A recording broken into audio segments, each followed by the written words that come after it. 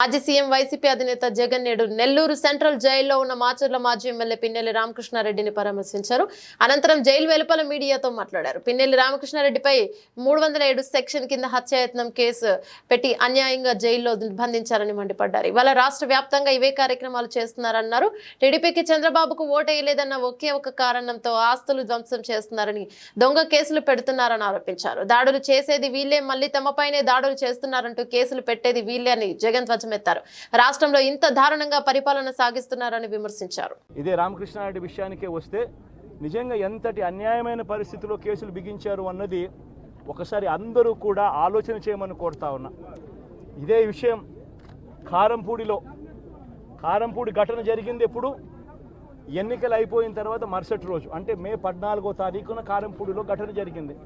కారంపూడిలో ఏం ఘటన జరిగింది, ఎందుకు జరిగింది?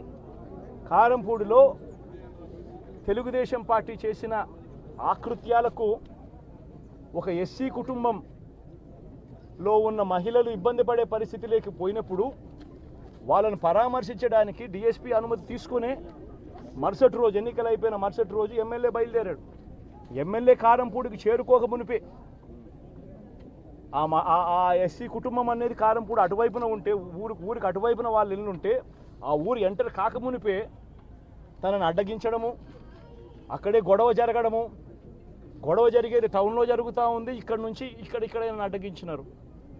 అసలు సిఐ అనే నారాయణ స్వామి అనే ఈ సిఐతో కనీసం ఎమ్మెల్యే కనీసం తటస్థ కూడా పడలేదు. కనీసం చూసిన దాఖలాలు కూడా లేవు వీళ్ళిద్దరూ. ఆ రోజు ఆయన ఉండేది వేరే లొకేషన్లో, గొడవలో వేరే లొకేషన్, టౌన్ మధ్యలో గొడవ జరుగుతా అంటే ఆయన ఉన్నాడు, టౌన్ మొదట్లో ఈయన ఉన్నాడు. అసలు ఆయన తటస్థపడలేదు. ఆయన మీద ఆ గొడవ జరిగేటప్పుడు రాళ్ళు ఇటువైపు నుంచి అటువైపు నుంచి పడ్డాయి. చిన్న రాయి ఏదో తగిలి ఉండొచ్చేమో బహుశా, కానీ చిన్న రాయి కాబట్టి అసలు ఆయన మరుసటి రోజు అదే రోజు మెడికో లీగల్ కేసు కూడా పెట్టలా. అంటే ఎంత చిన్న ఘటన అది, జరిగిందో లేదో కూడా తెలియదు. మే 14న జరిగితే 9 రోజుల తర్వాత, అంటే మే 23వ తారీఖున ఆయనకి ఏదో జరిగిందన్నట్టుగా ఆ సిఐ హత్యాయత్నం కేసు పెట్టడం జరుగుతూ ఉంది రామకృష్ణారెడ్డి. కనీసం సీన్లో కూడా నేను పెట్టింది. ఇది అన్యాయం కాదని అడుగుతా ఉన్నా.